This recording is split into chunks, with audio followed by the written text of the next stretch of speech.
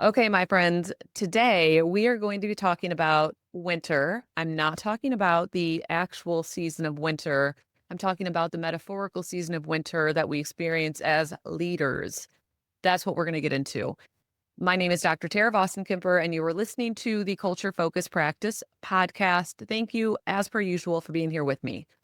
So, there's a moment when we look at our business and we basically just feel done, like realize that we're done trying to force spring as much as we might love spring. And I have been, man, ignoring this whisper of winter. And I've been scared of it and running from it and trying to force spring in essence. And for whatever reason, something has changed within me. Something is not the same. I'm done with playing by the rules of everyone else's game. Please tell me you know that reference. My point remains the same. I'm just done. I can't stay in spring. I can't force spring. And I have finally started to embrace the dormancy that comes along with winter.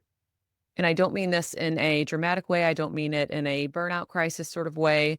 I think I mean it in a grounded, purposeful hibernation, dormancy, acceptance way.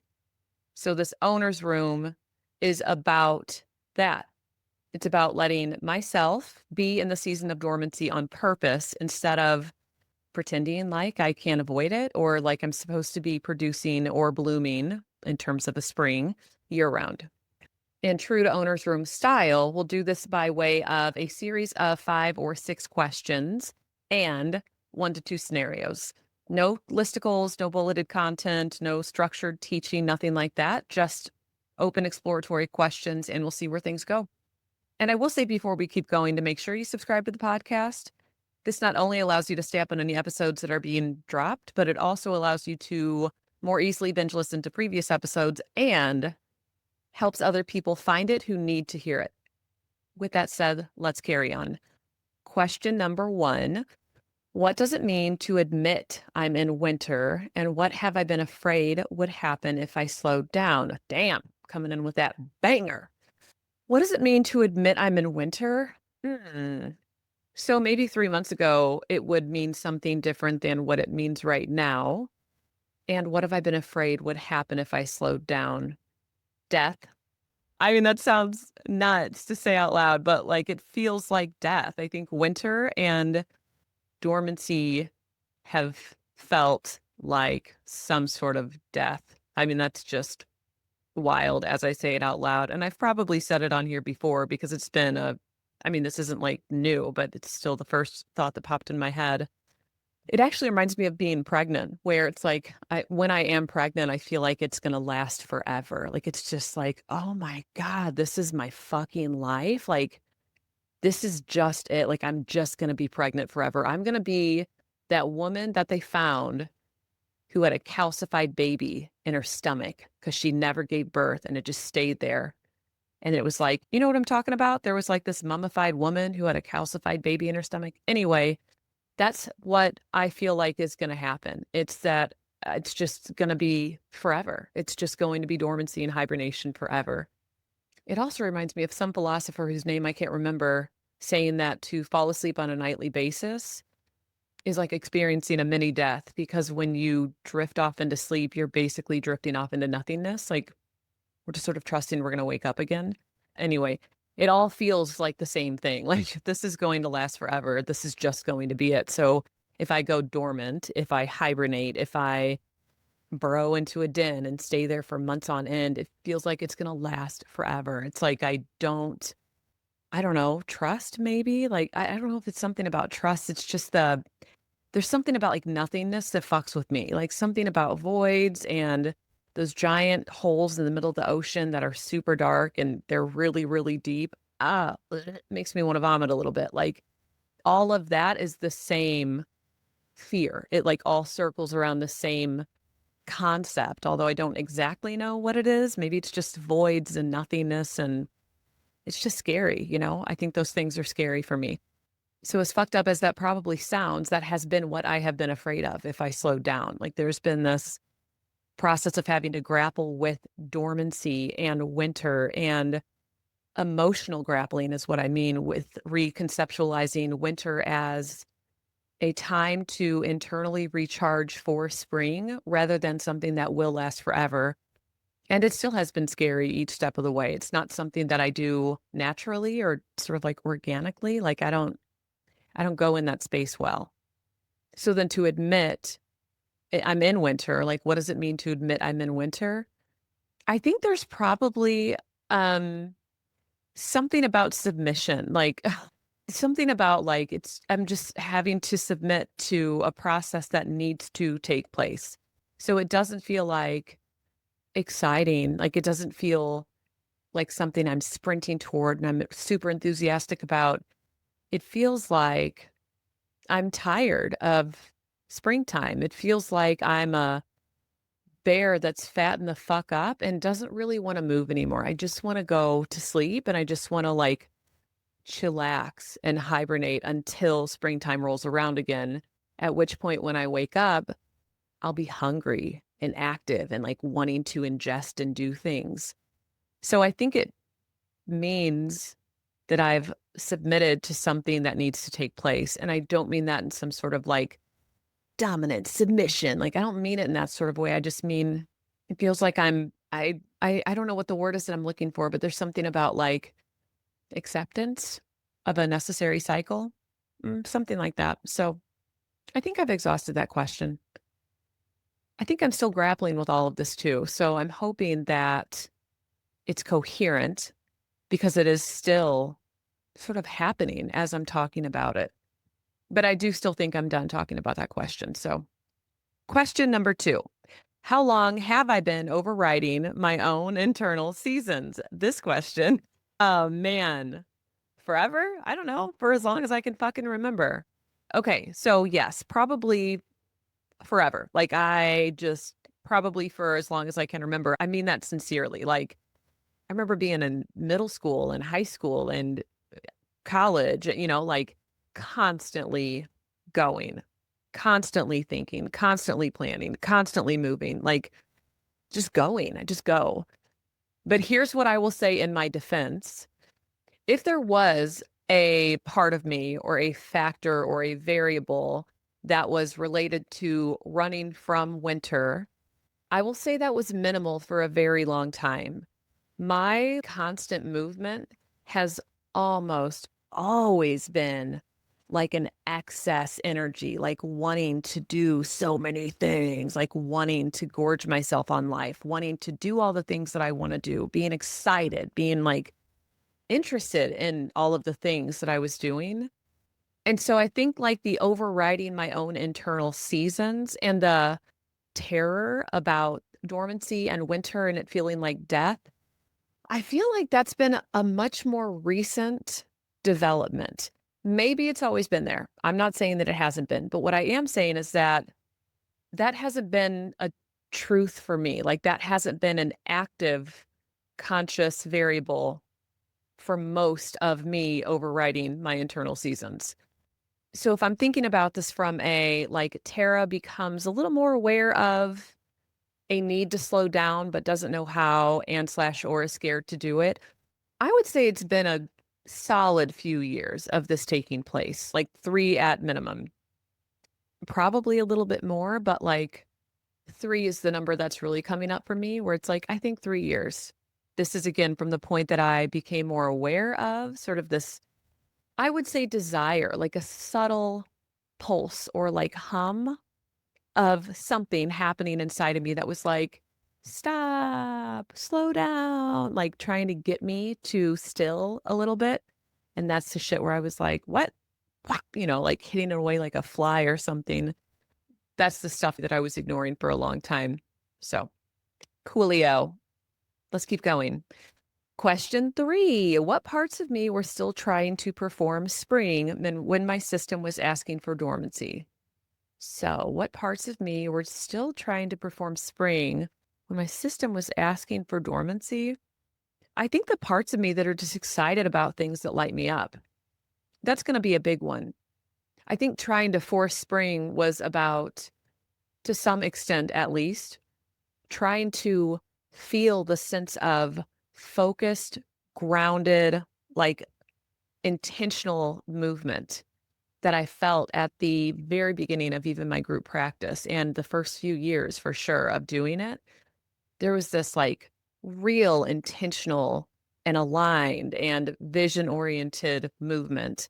And I probably could have worked 24/7 and would have been fucking thrilled. There still would have been more to do, of course. But so I think that a part of me was still trying to, I'm going to say, chase that feeling. Like, I think I was conflating me actively creating that feeling by way of doing more or trying to do more instead of really sort of accepting and realizing that me doing things was a function of the feeling. It was a product of the feeling. It wasn't the other way around. And so the part of me that likes that space, being in this like grounded, clear, focused, productive state that's really aligned and really vision oriented, that's what I was still trying to get at. So trying to perform spring, I think, was also about that feeling. No, not I think. I know it was also about that feeling because I would think to myself, I would start working on something and think, man, this is great. Like, this is the feeling, blah, blah, whatever. I'd be excited about this feeling. And then it would fade. It would be a matter of maybe a week or two, and then it would sort of like fizzle. And it's like I kept trying to restart that, but it never really worked. And so that's not to say that there aren't things that I enjoy doing. And that's not to say that there's not meaning in the work that I'm doing. I think I want to like clarify that when I'm talking about dormancy now, I'm not even necessarily talking about like removing myself entirely from anything and everything work related.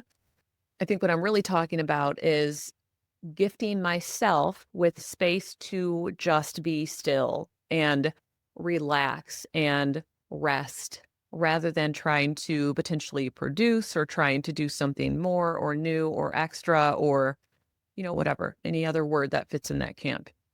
So yeah, ultimately, I think the part of me still trying to perform spring when my system was asking for, and this could have been at the beginning when it was starting to ask for, and then it's that like pulse of, can you slow the fuck down, Tara? Got louder. Dormancy, when it was asking for dormancy, is the part that wanted that feeling whenever there was like clear groundedness that was real aligned and vision focused. So I still love that feeling. Oh man, it's incredible. But I don't think it can be created. I don't think it can be manufactured. I think it's a probably, at least what I think right now, and this might change.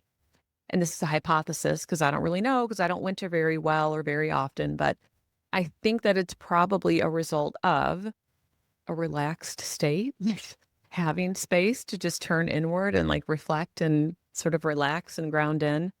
And not that I'm stepping into dormancy to get to that feeling, but my thought is that if I'm stepping into winter, then the season that typically follows is spring. And so I don't have anything in mind for what spring in the future looks like. And quite frankly, I'm fucking tired. Like, I don't even want to think about spring in the future.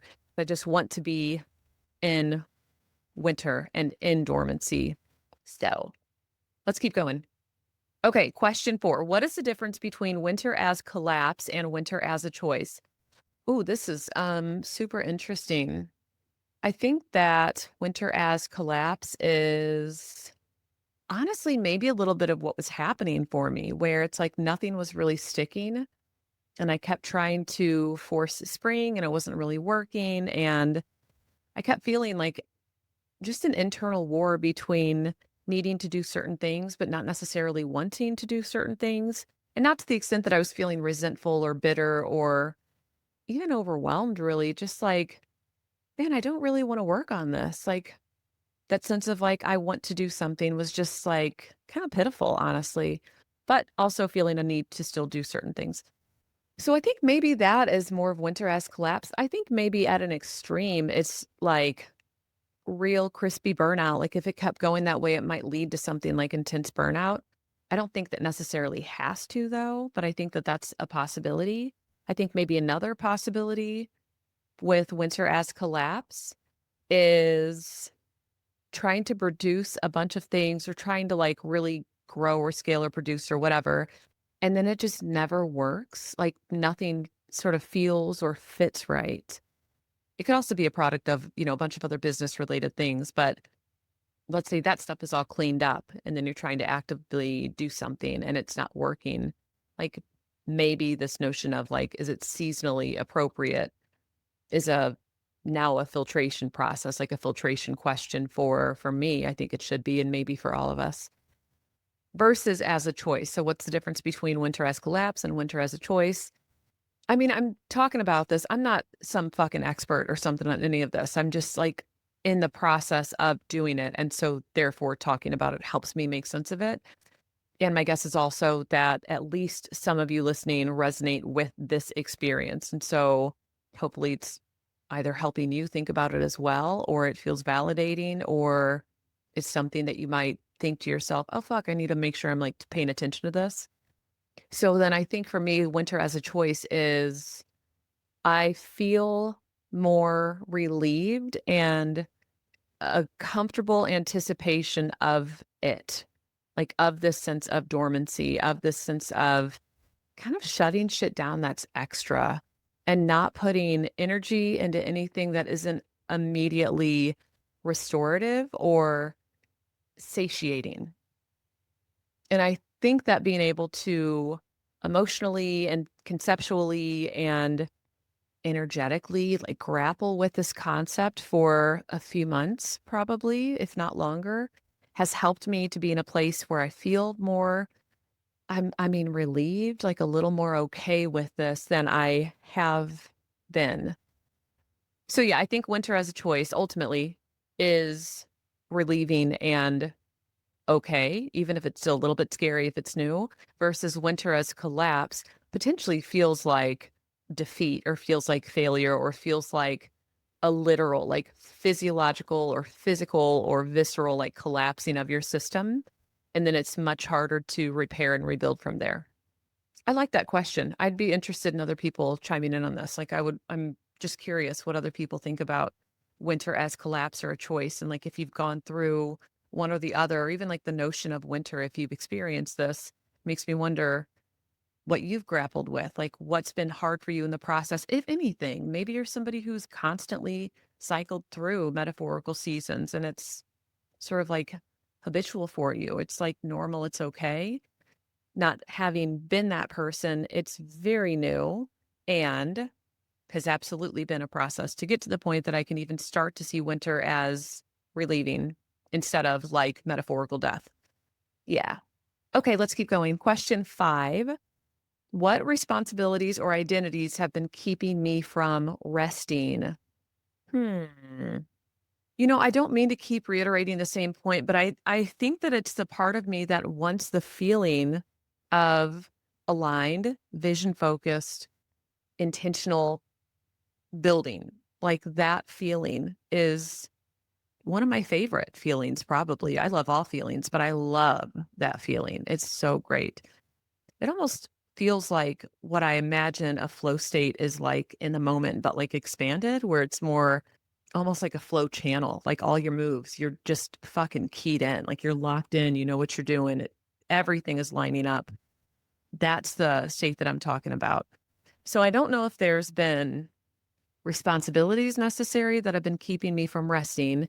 I think it's way more my own parts, my own internal system, as well as the part of me that wants that flow channel state. And I think the language of this question is not really doing it for me. It doesn't feel like it's been keeping me from, I mean, it has been keeping me from resting, I guess, and being in dormancy, of course, coupled with the fear and the terror of nothingness.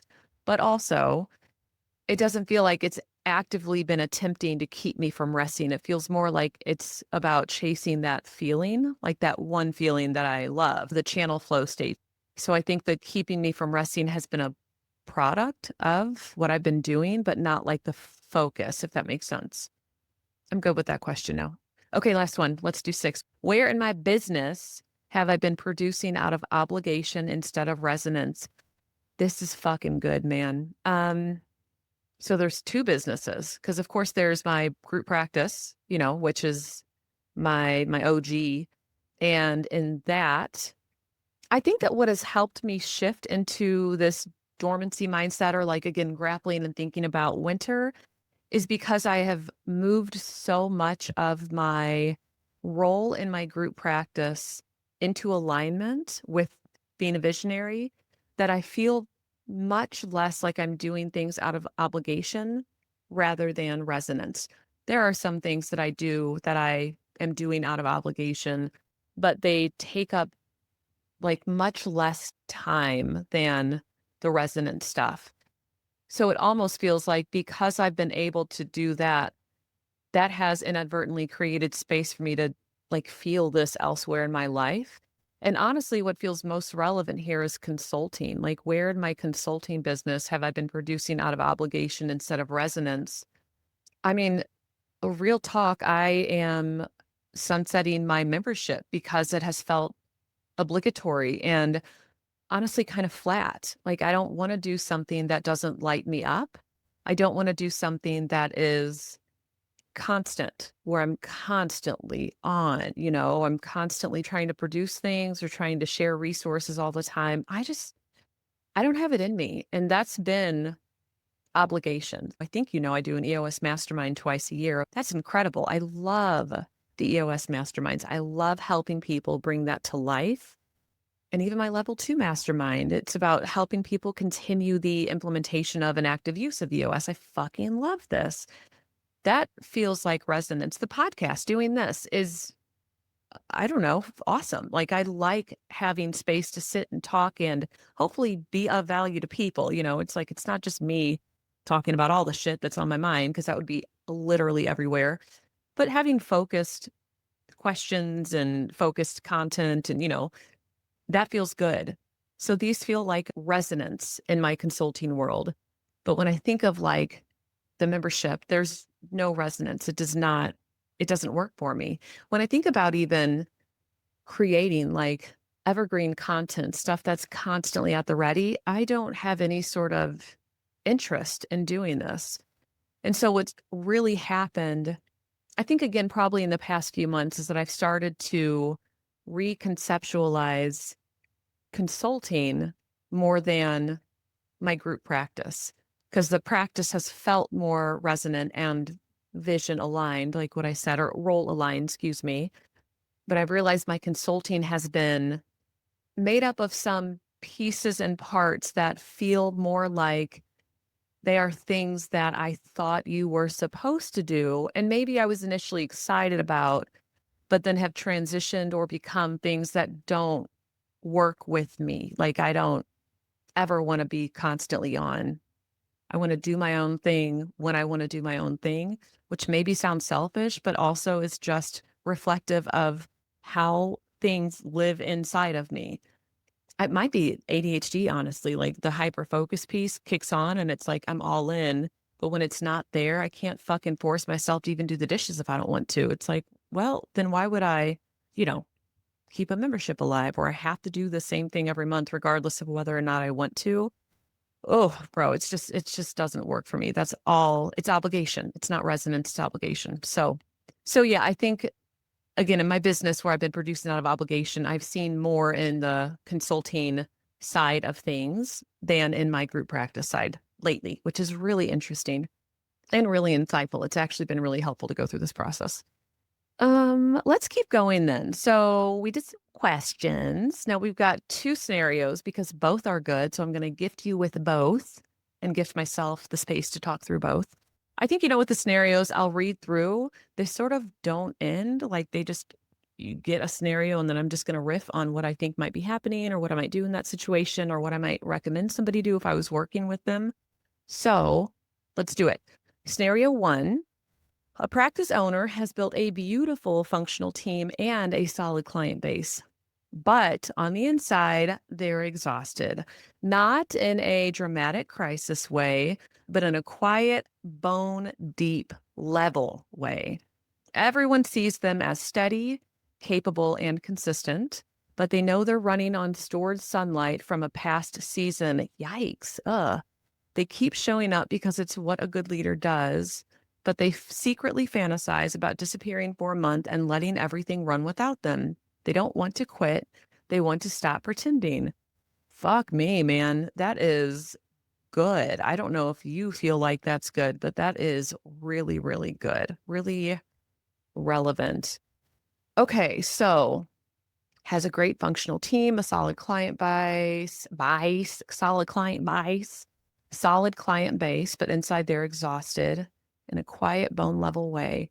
I mean, I feel like this is the person that's me. Like, maybe not exactly, but I mean, by what I mean, this is the person that's me, or maybe I relate to some of this would be it seems like they are not letting winter unfold.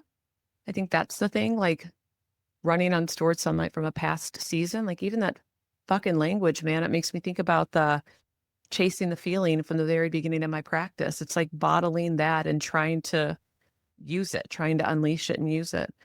They keep showing up because it's what a good leader does, but they secretly fantasize about disappearing for a month and letting everything run without them. They don't want to quit, they want to stop pretending. I mean, I don't mean to just be flippant with this because I would really be interested in talking to this person and understanding a little more thoroughly, like what is at play with this for them. So, like, they keep showing up because it's what a good leader does. They secretly fantasize about disappearing for a month and letting everything run without them. I would want to know why. Like, I don't know. I think I'd want to know, like, what do you mean what a good leader does? Like, tell me more about this and tell me what happens if you do take a month off and just let things run without you. And like, what is going on? What is coming up for you? Is it about abandonment? Is it about guilt or like fear things won't run? Or if you have a beautiful functional team and a solid client base, then theoretically you could step away for a full month. I have a friend that does that and it's fucking awesome for her. She takes a month off each year. And so my thought is, why? Like, why wouldn't you be able to do that? They don't want to quit. They want to stop pretending. I think that also is kind of telling. Like, there's something that feels maybe reads as a little bit, I'm going to say performative, but I don't mean that with any sort of like, um, negative connotation. I just mean there's something about I'm doing what I should. There's something about I'm acting in a way that I think I'm supposed to, like the obligation and the shoulds and the must and the Albert Ellis type stuff. I think that I would want to know more because then from there, if we can figure out like what, tell me a little bit more. Are you afraid things are going to break down? And if so, what specific things? And can we tend to those and then fix them so that you actually can take a month off?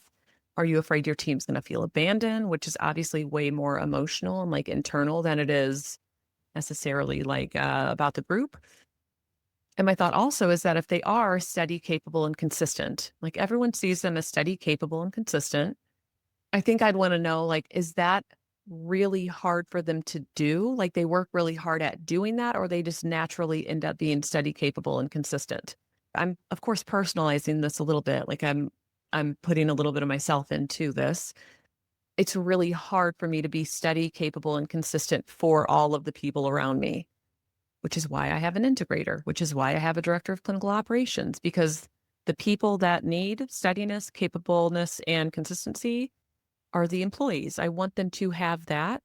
I'm not going to be good at doing it. That's the constantly on piece that I was talking about from one of the questions before.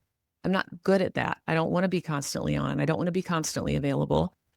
And so my question to this person would be, is that naturally you, or is that an act? Because then later, they don't want to quit. They want to stop pretending. I think I'm just wondering also like, okay, but what are you pretending? Like, what specifically are you pretending about? And then ultimately, I think at the very beginning of this riff, I said something about, I don't want to be flippant. And what I was going to say until I distracted myself by talking about the rest of the stuff is that I almost think that they should just tell their team what's happening and then let them know that you're planning on taking a month off. I think that you should just do that thing and let people know, like, hey, I'm not burned out. I'm not even necessarily overwhelmed. I'm just really internally exhausted and tired of being the steady, capable, consistent person for everybody.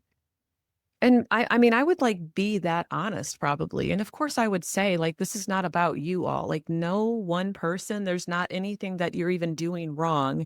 This is just about me and my capacity, and it's exceedingly tapped. Like I'm beyond tapped. And then I would let them know, like, what I'm planning on doing is taking a month off.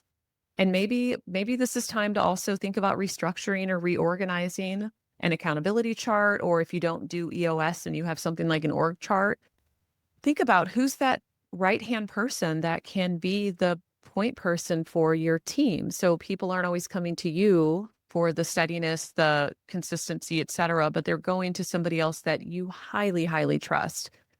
And then that way the team is still getting what they need, but they're not solely reliant on your role and you to do it. So yeah, I think I would probably just be honest.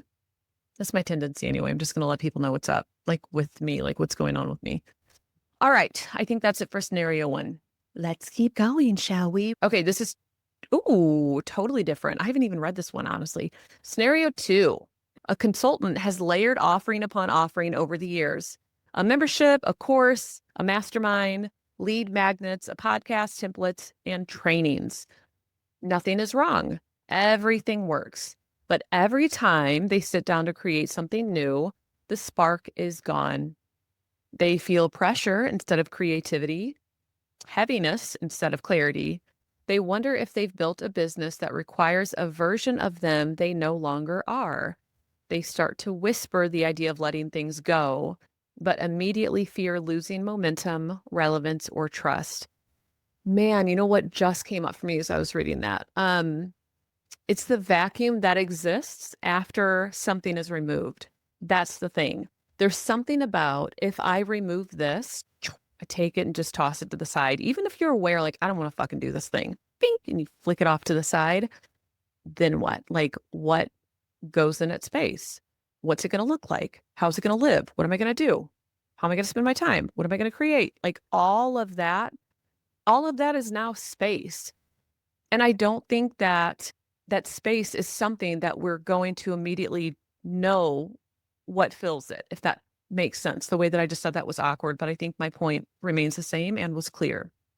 And what I will say is that that space piece, again, that's like a little bit of the nothingness. Like if you're taking something out, you're leaving space. There's actually, oh my God, everybody loves David Attenborough. I mean, you have to if you ever watch any nature documentaries.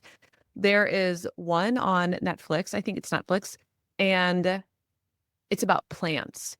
And I remember this one scene, it's so, so good. Oh my gosh, as a side note, you should watch it if you haven't. But there's this one scene, and it's in a jungle, in a rainforest. And of course, a rainforest has a really dense canopy. You're not going to get a lot of sunlight coming through and hitting the floor. You know, it's just so thick up top. So a tree fell. This is what happens. A tree falls in the documentary, and they set up a camera, and then they just recorded the next few, whatever, days, I guess, of what happened to the forest floor. And it was like a fucking fight. It was a fight. All of these plants are now competing for this tiny little sliver of sunlight that is coming through.